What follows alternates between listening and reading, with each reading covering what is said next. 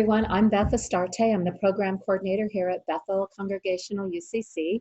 And this video is specifically to help parents figure out how to create sacred space and do a spiritual practice and start something with your children.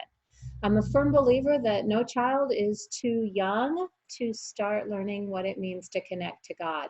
It's a really beautiful foundation for faith and a way for them to be able to draw comfort and to begin to establish their faith roots. So one of the ways that you can do this as a family is by creating sacred space together.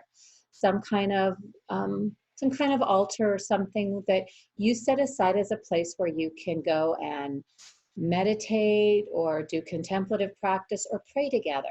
And it doesn't have to be like super fancy. In fact, I really invite you to make it kid friendly.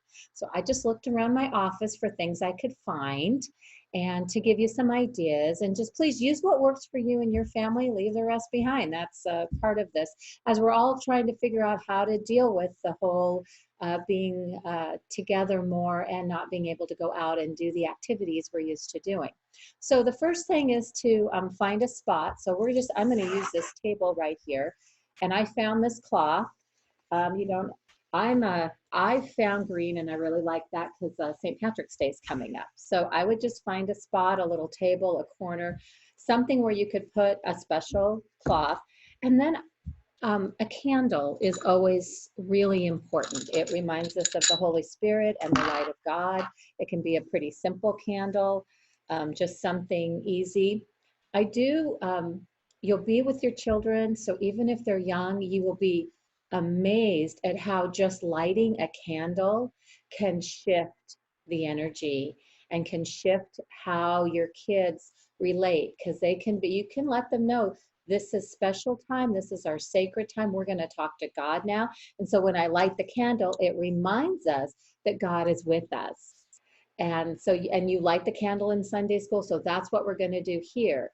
And just having a candle with a flame when you're there to make sure that it's all safe is pretty special. And then them getting to blow it out. I just recommend that you have some kind of container and not have something that's like a pillar. I just, in a container is a little safer with children. And then I invite your children to bring to this sacred space things that remind them of their connection to God or things that remind them of God. And it can be anything. And if you're not sure what the connection is, ask them. They're going to be more than willing to tell you how that is God to them. So I found a few things, like I have a shell. Found a little stone in my office. I have a spot in my office, so I keep things of nature. So some point I found this, probably was out at Camp Adams or something. So that represents God to me and my connection to God's creation. A feather. I happen to have a sand dollar. At some point we made, at a confirmation gathering, we made things that represented God to us. And so this is a heart. So I have that. And I'm just giving you lots of different ideas. Even just a rock, some kind of stone. I have Buddy Jesus that often goes on confirmation retreats with us. So let your teenagers have some fun with this. Smokey the Bear. It's one of my absolute favorite animals. I love Smokey the Bear. I know the song. For me, Smokey the Bear reminds me of God because it reminds me to take care of God's creation, the way that Smokey takes care of our forests. So that may be how your kids connect. So I want us to be able to have all different ways. And then you may have a child that has like a favorite stuffed animal or something. Yes, this was in my office because it makes me smile. And I like, they may just say it makes me feel comfort, and God makes me feel comfort. So just really honor how God shows up for them, and you may learn something about your child. And it also gives you the opportunities for, like, how does God show up for me? And how can I get back in touch with that child within me, to remember just the simplicity of what it means to connect with God. And then I invite you to light the candle. I'm going to do that right now because I happen to have matches here.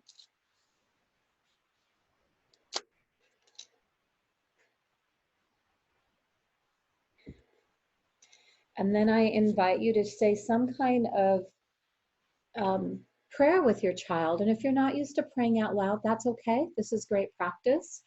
And it doesn't have to be fancy. And you're teaching your children just how to have a conversation with God. So it can be very simple, like, all right, God, I'm scared right now, and there's a lot going on that I don't understand, but I trust that you love me, and I know that you love me.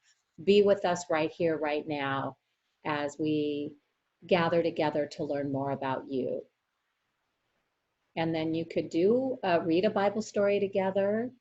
You could ask each of your kids a great prayer is a gratitude prayer, just saying, Dear God, Creator God, I'm so grateful that our family can be here together. Um, and then let each member of the family share one thing they're grateful for. And you can make it more fun by saying it can't be what someone else said. Otherwise, you have the entire family going, I'm grateful for my family. We do that often at confirmation and at youth retreats. The other thing that you can do is, I know at one of our women's gatherings, we created coffee mugs, and then we had these cards that went in them that are inspirational cards. These are something you and your kids could create. Find things that are inspirational, put them on cards, and have them there. And then each child, or one child each time you get together, could draw one and you could read it. So some of them could be Bible verses like this one is. Finally, beloved, whatever is true, whatever is honorable, whatever is just, whatever is pure, whatever is pleasing, whatever is commendable, big word for kids. If there is any excellence and if there is anything worthy of praise, think about these things. That's Philippians 4, chapter 4, verse 6. You can ask your kids, what does that mean to them? And read it a couple of times. It may be something like, even in times of chaos and hopelessness, God calls us into hope and action. So I just invite you to find inspirational things. That's one thing that you can do. The other is, during this time, there's lots of feelings and lots of things coming up for children and for adults. And so taking 3 deep breaths together is a great way to get grounded and to feel God's breath flowing in and out from you. If you remember a couple years ago when a group of our teens went to Hawaii, they did learn that Ha was the breath of life. And so breathing in and breathing out, it's God's breath in and out. One thing I like to do that kids also enjoy is just, you close your eyes and you think about being surrounded in like a bubble, and they can put any color they want in the bubble. I like to say, for me, I imagine my bubble full of blue light, blue cotton, something soft. And then that's God's love for me, like all around me. It's this beautiful blue light. And so I can breathe that in. God's love's there for me, and I can breathe out anything that's not like love, so that I can let go of any stress or anxiety. Little bodies have less space to hold it all in. My big body is having trouble with the chaos and with the panic and with the anxiety that's coming in me, because what happens is, when things like what we're experiencing right now happen with the pandemic, our bodies go into fight or flight. We see an empty shelf, or we read hear about something else closing. We think of this, all the schools are closed. It just feels very isolating and scary.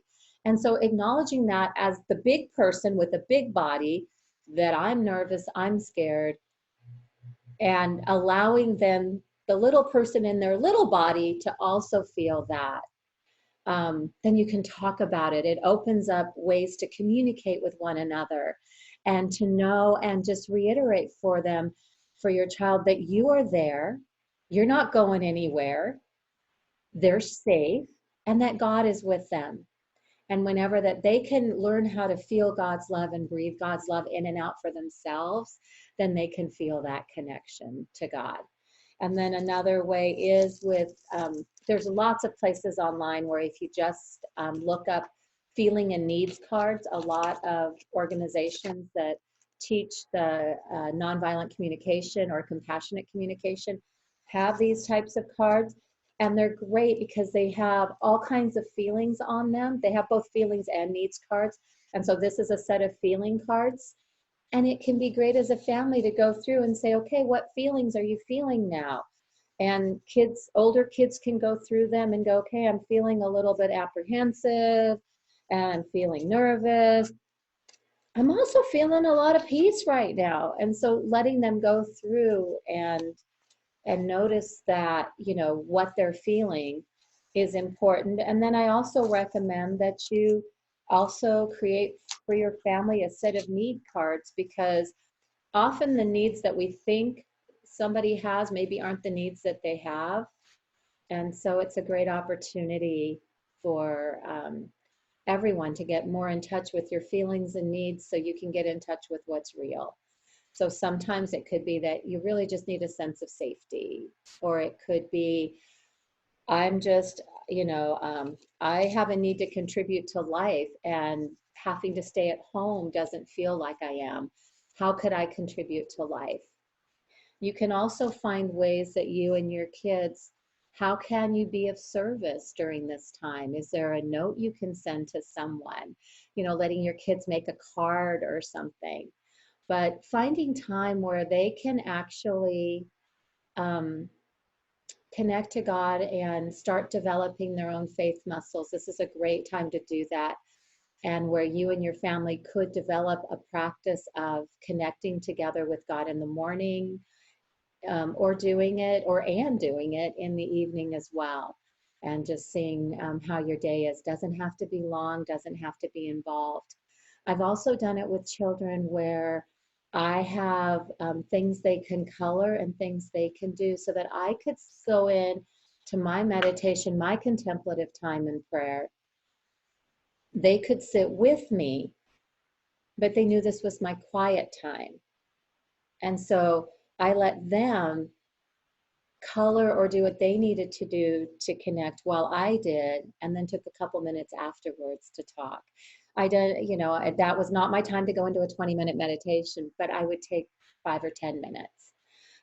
So whatever we can do to help ourselves and help our children through our example, that this is a beautiful time to use our faith and to fall, to really um, sink into our faith even more and be that example for our children, where we're not denying that we're having feelings and things coming up, but here's how we deal with it. We connect to God. We remember whose child we are. We remember that we want to come from a place of love.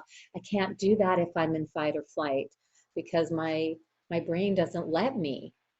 And I have lots of compassion and patience for myself and for my children, because they're in smaller bodies with less life experience to deal with everything that's coming up for them.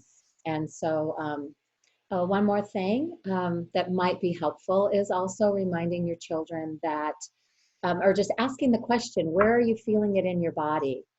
Like for kids, when they get stressed, a lot of them may start having tummy aches or something. And that's where they're holding their stress. So you might just ask them, and then just have them put their hands there. And so we're just going to send a little love, the way that like Jesus would put his hands on people.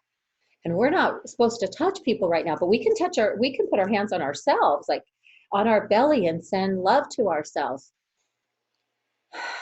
Or maybe my head feels chaotic. I can put my hand on my head and go, okay, God, help me calm my mind. Help me speak words that are loving without touching my face. Just had to think of that myself. But they can certainly put their hands over their hearts, their hands over their bellies. And so hopefully this has helped you in thinking of some creative ways to connect with your children with faith during this time of social distancing, and continuing their faith journey and their faith education with them, and allowing them and allowing yourself to connect to God in new and different ways together as a family. Have a great day. Oh, letting one of your children blow out the candle is also fun. They love that.